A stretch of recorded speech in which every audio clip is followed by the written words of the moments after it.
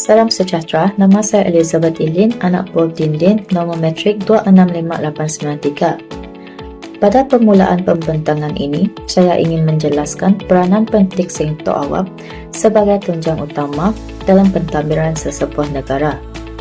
Sektor awam bertanggungjawab merangka dasar, melaksanakan undang-undang serta menyampaikan perkhidmatan kepada rakyat secara menyeluruh dan berkesan.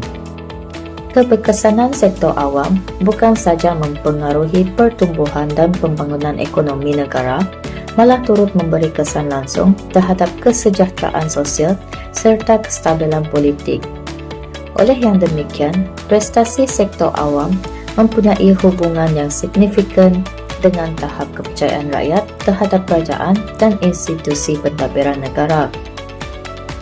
Walau bagaimanapun, sektor awam sering berdepan dengan pelbagai cabaran seperti amalan rasuah, ketirisan sumber awam, penyalahan guna kuasa, serta tahap kecekapan pentadbiran yang rendah. Isu-isu ini boleh mengakibatkan pembaziran sumber negara dan seterusnya menjejaskan imej serta kredibiliti kerajaan. Justeru, satu pendekatan pentadbiran yang lebih berintegrasi, telus dan sistematik amat diperlukan bagi memastikan sektor awam dapat berfungsi secara berkesan serta terus mendapat kepercayaan rakyat. Berhubungan dengan cabaran-cabaran tersebut, good governance atau tadbir urus baik merupakan satu pendekatan yang semakin diberi penekanan dalam pentadbiran sektor awam.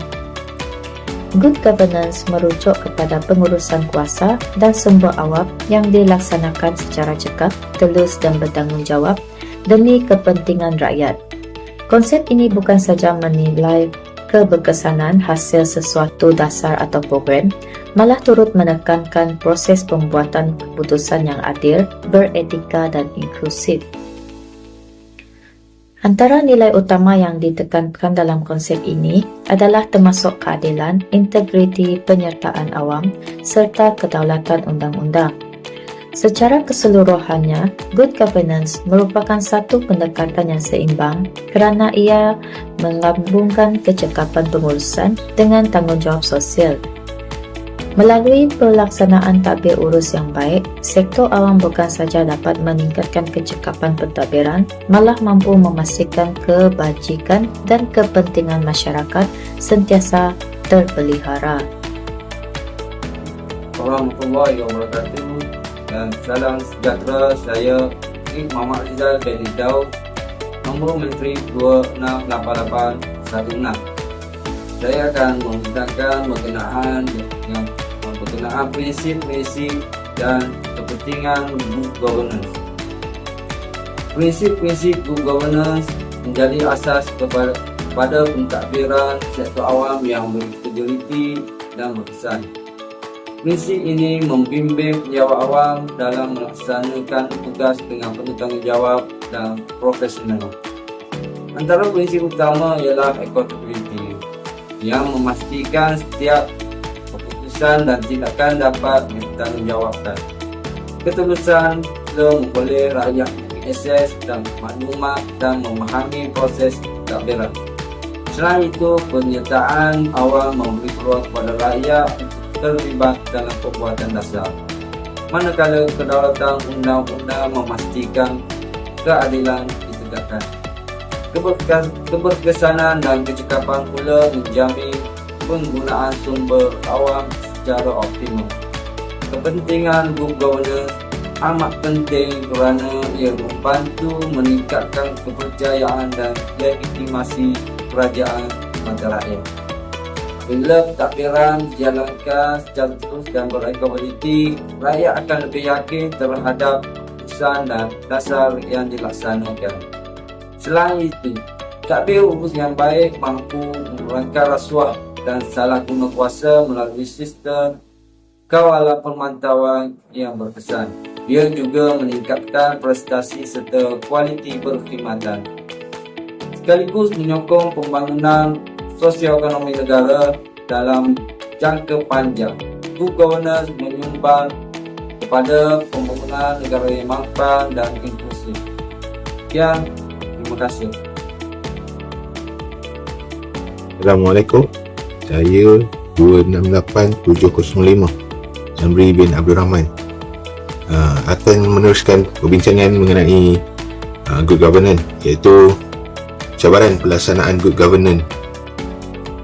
Walaupun kepentingan good governance ini diakui, pelaksanaannya berdepan berbagai cabaran. Antaranya ialah budaya organisasi yang konservatif dan kurang terbuka kepada perubahan. Sikap ini boleh menghalang pelaksanaan dan pembaruan pentadbiran dan inovasi dalam sektor awam. Selain itu, isu integriti juga menjadi masalah serta cabaran utama yang menjejaskan kepercayaan rakyat, kekangan struktur, sistem birokrasi yang kompleks serta kelemahan penguatkuasaan turut menyukarkan pelaksanaan prinsip good governance. Tahap kesedaran dan literasi awam juga menyebabkan penyertaan masyarakat masih lagi terhad. Seterusnya ialah usaha untuk mengukuhkan good governance. Bagi memperkukuhkan good governance, berbagai usaha dan strategi perlu dilaksanakan secara berterusan. Antaranya ialah reformasi pentadbiran bagi menambah baik sistem, prosedur dan struktur organisasi sektor awam. Selain itu, pembangunan kapasiti penjawat awam juga amat penting bagi meningkatkan profesionalisme dan integriti. Pendigitalan melalui pelaksanaan e-government membantu meningkatkan kecekapan, ketelusan dan akses perkhidmatan kepada rakyat. Di samping itu, pengukuhan integriti melalui kod etika serta pemantauan oleh agensi penguatkuasaan seperti SPRM, audit amat penting bagi mencegah salah guna kuasa. Saya Erjine John Anajuking 274146. Secara kesimpulannya, good governance merupakan elemen asas dalam memastikan pentadbiran sektor awam yang berkesan, telus dan berintegriti. Pelaksanaannya memerlukan pendekatan yang holistik, melibatkan kerajaan penjawat awam dan masyarakat secara keseluruhan. Walaupun pelbagai cabaran wujud, komitmen berterusan dan berusaha pembaharuan mampu memperkukuh tabir urus negara. Dengan pelaksanaan good governance yang berkesan, kesejahteraan rakyat dapat dipertingkatkan dan pembangunan negara dapat dicapai secara mampan. Secara ringkas, good governance adalah asas kepada pentadbiran yang berkesan dan berintegriti. Dengan prinsip accountability, ketelusan, penyertaan awam, kedaulatan undang-undang negara, serta keberkesanan dan kecekapan, kita dapat meningkatkan kepercayaan rakyat, kualiti perkhidmatan dan menyokong pembangunan negara secara mampan. Semoga pemandangan ini memberi kesedaran tentang kepentingan tabir urus baik dalam membina negara yang lebih progresif dan adil. Sekian saja dari kumpulan kami. Sekian, terima kasih.